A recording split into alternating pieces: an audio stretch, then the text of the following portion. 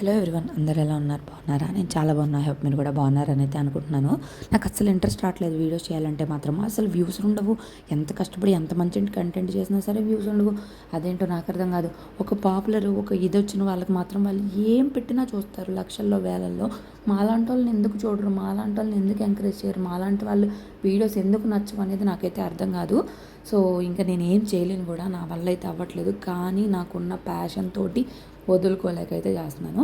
So video నచ్చితే మాత్రం please like చేయండి, లాస్ట్ వరకు చూడడానికి ట్రై చేయండి. కామెంట్ సెక్షన్లో కామెంట్ చేయడం కూడా మర్చిపోద్దు, హైప్ ఇవ్వడం కూడా మర్చిపోద్దు.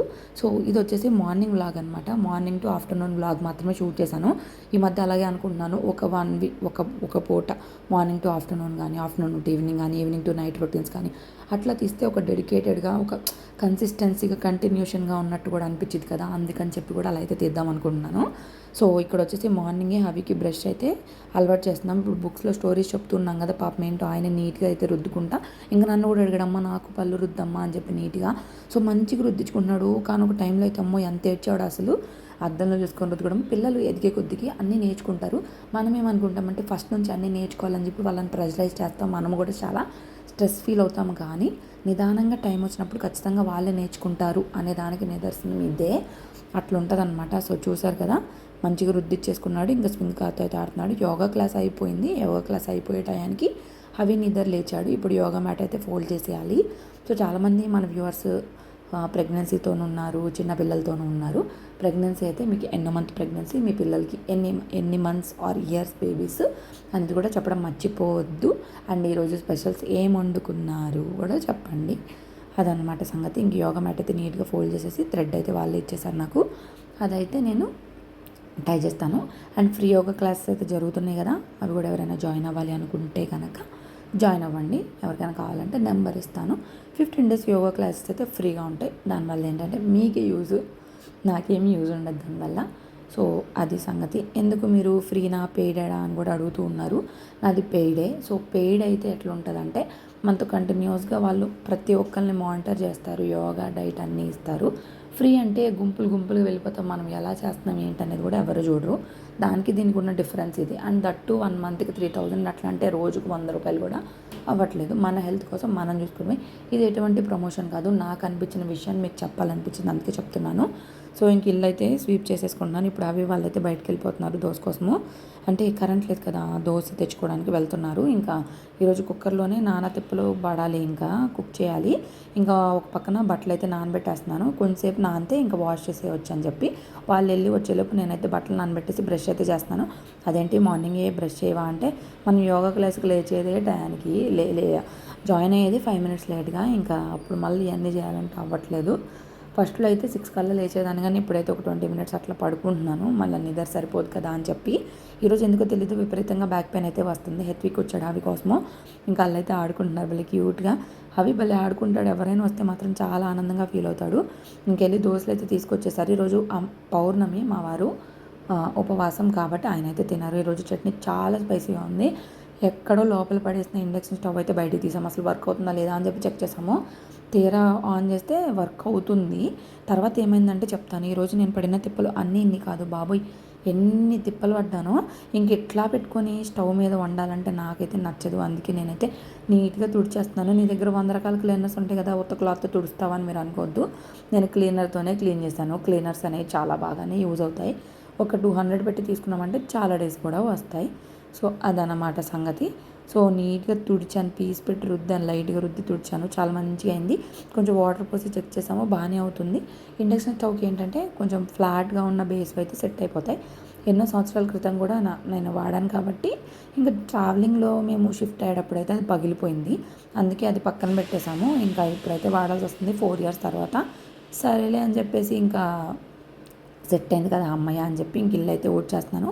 హవికి వాళ్ళ నాన్న ఫ్రెష్ చేయించేస్తారు మార్నింగ్ టైంలో. ఈవినింగ్ మాత్రమే నేను స్నానం చేపిస్తాను.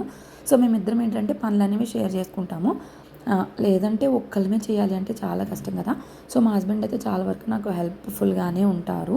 నేను చేయను లేకపోతే అది అలా అని చెప్పి చేస్తున్నారు కదా అని అన్ని పనులు కూడా నేను చెప్పను.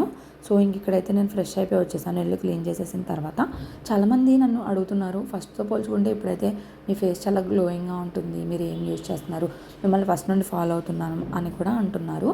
సో ఫస్ట్కి ఇప్పటికి తేడా ఏంటి అంటే ఫస్ట్ వచ్చేసి ఫోన్లో క్లారిటీ ఒకటి, సెకండ్ వచ్చేసి యోగా చేస్తున్నాను అండ్ మంచిగా పడుకుంటున్నాను, లేస్తున్నాను, ఎనర్జెటిక్గా ఉంటున్నాను. సో మన లైఫ్లో మనం ఎప్పుడైతే చాలా హ్యాపీగా ఉంటామో ఆటోమేటిక్గా మన ఫేస్లో గ్లో వచ్చేసిద్ది. వీటన్నిటితో పాటు నేను ఒక ఫేస్ సెరమ్ కూడా యూజ్ చేస్తున్నాను. అది ఆల్రెడీ రివ్యూ చేశాను, యూట్యూబ్లో కూడా పెట్టాను. అది పెయిడ్ ప్రమోషన్ కాదు, నేను సొంతంగా చాలా వీడియోస్ చూసి తీసుకున్నాను. అది వచ్చేసి chemist at play vitamin C face serum అని చెప్పేసి. సో ఈ ప్రొడక్ట్స్ అనేవి నేను ట్యాగ్ చేస్తాను, ఒకసారి చెక్అవుట్ చేయండి మీకు కావాలి అనుకుంటే. అది కాస్ట్ కూడా చాలా తక్కువలోనే వస్తుంది. జస్ట్ 3 డ్రాప్స్ అప్లై చేసేసుకున్న తర్వాత సన్ స్క్రీన్ అయితే అప్లై చేసుకోవాలి. సన్ స్క్రీన్ అప్లై చేసేసుకొని ఇంకా రోజు యూజ్ చేస్తూ ఉంటే మన ఫేస్లో ఉన్న పిగ్మెంటేషన్ అంటే నల్లగా తెల్లగా అట్లా ఉంటుంది కదా, అదంతా క్లియర్ అయిపోయిద్ది. అండ్ స్కిన్ అనేది యంగ్గా గ్లోయిగా అండ్ మనకి ముడతలు రాకుండా అట్లా అయితే ఉండడానికి ఇది చాలా బాగా యూజ్ అయిద్దంట. నేనైతే 15 డేస్ నుండి యూజ్ చేస్తున్నాను, నాకైతే చాలా డిఫరెన్స్ కనిపించింది. మీకు కూడా కావాలంటే తప్పకుండా ట్రై చేయండి. కొంచెం బాగా కనిపించాలి అన్నప్పుడు మాత్రం నేను కాటిక పెట్టుకుంటాను. నేను వేసుకున్న డ్రెస్ అయితే మింత్రా నుంచి 350 రూపీస్కి తీసుకున్నాను. ఇది కార్డ్ సెట్, ఇది కూడా చాలా బాగుంది, చాలా లైట్ వెయిట్గా కూడా ఉంది. మా హబీ అండ్ వాళ్ళ నాన్న బయటకైతే వెళ్ళారు పువ్వులు కావాల్సినవి తెచ్చుకోవడానికి. సో నాకైతే చెప్పాను, నేను ఫ్రెష్ అయిపోతాను కదా, మీరు డోర్ లాక్ చేసుకొని వెళ్ళిపోండి అని చెప్పి ఇంక వాళ్ళు వెళ్ళిపోయి వచ్చేసారు. ఇది ఏమేమి తెచ్చావు అవి? ఇంకా ఇంకేం తెచ్చావు? స్వామికి పెట్టడానికి పువ్వులు, బొప్పాయి కాయ, ఇంకా కొబ్బరి నీళ్ళు.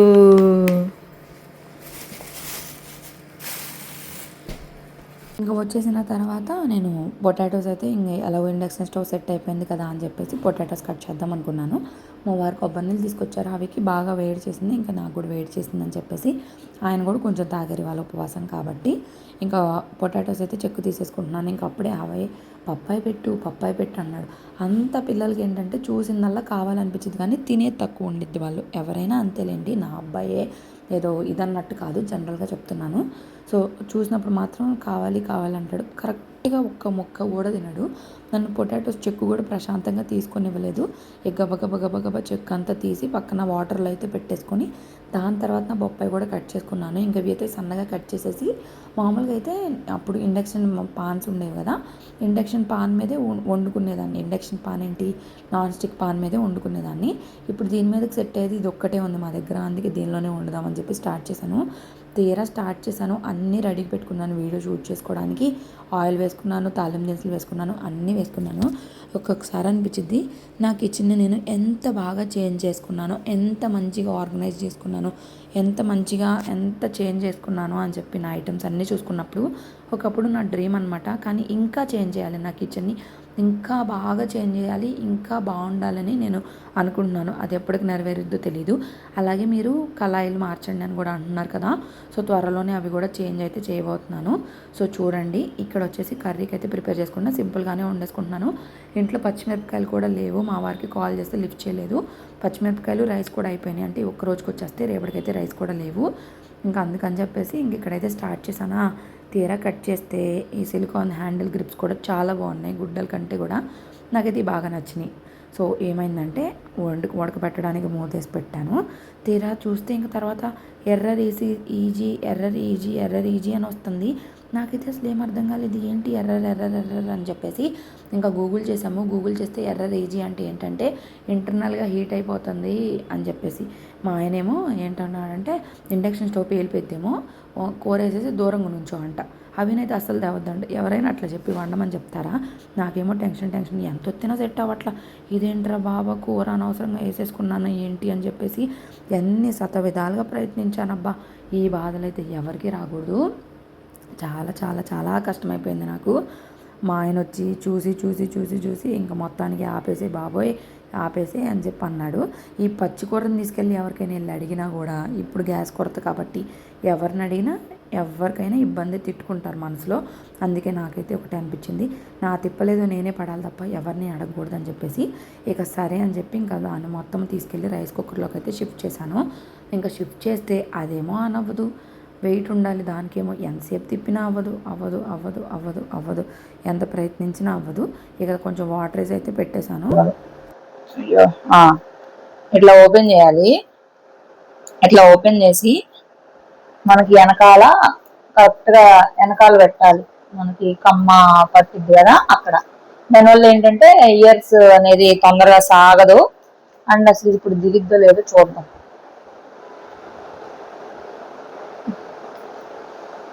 బండది. సో నేనైతే ఇయర్ రింగ్ పెట్టుకున్నా. ఈ ఇయర్ రింగ్ చూడండి ఒకసారి, ఇది చూడండి ఒకసారి, మీకే లైవ్ లో డిఫరెన్స్ తెలుస్తుంది. ఇది ఎట్లా ముందుకి ఏలాడబడిపోతుందో. ఇదైతే చక్కగా స్టిక్ అయిపోయింది. వెనకాల కూడా గమ్ అయితే మంచిగా ఉంది. సో ఇప్పుడు నుండి కొంచెం జాగ్రత్త వహిస్తే ఇయర్స్ అనేవి తొందరగా ఇదైపోకుండా కొంచెం హెవీ ఇయర్ రింగ్స్ పెట్టుకున్నప్పుడు బయటకు వెళ్ళినప్పుడు కూడా కొంచెం చూడడానికి బాగుంటది. మన ఇయర్ రింగ్స్ వచ్చాయి. నాకు గోల్డ్ ఇలా చేయించుకోవాలని ఆశ, కానీ 270 అంటే ఒకటి 135 రూపీస్ పడింది. అండ్ క్వాలిటీ కూడా చాలా బాగుంది. సమ్మర్ లో మనకి చాలా వరకు ఈ ఎండకు పాడైపోతానే ఉంటాయి కాబట్టి బయట ఒక్కటే మనకి 273, 5, 6, 7, 8 అండ్ 96 రూపీస్ కి అండ్ 2 బ్రషెస్. ఈ బ్రష్ లో ఎలా క్లీన్ చేసుకోవాలో కూడా చూపిస్తాను. సో బ్రష్ అయితే ఇలా ఉంది కదా. సో మంచిగా క్లీన్ అయిపోతుంది. బ్రష్ స్ట్రాలో ఏమన్నా ఇరుక్కుందా, లేకపోతే ఏమన్నా డస్ట్ ఏమన్నా ఫామ్ అవుతుంది అనుకోకుండా వాళ్ళే కూడా అయితే మనకి ప్రొవైడ్ చేస్తారు. ఏంటి అనేది కూడా మీకు లైవ్ లోనే చూపిస్తాను. ఓకేనా? వెంటనే లింక్స్ కోసం కామెంట్ చేయండి. ఫేస్బుక్ లో అయితే టైటిల్ లో చేశాను కదా, చూసారా? కిచెన్ లో చూడడానికి లుక్ అయితే చాలా బాగుంటది వెనక నుండి.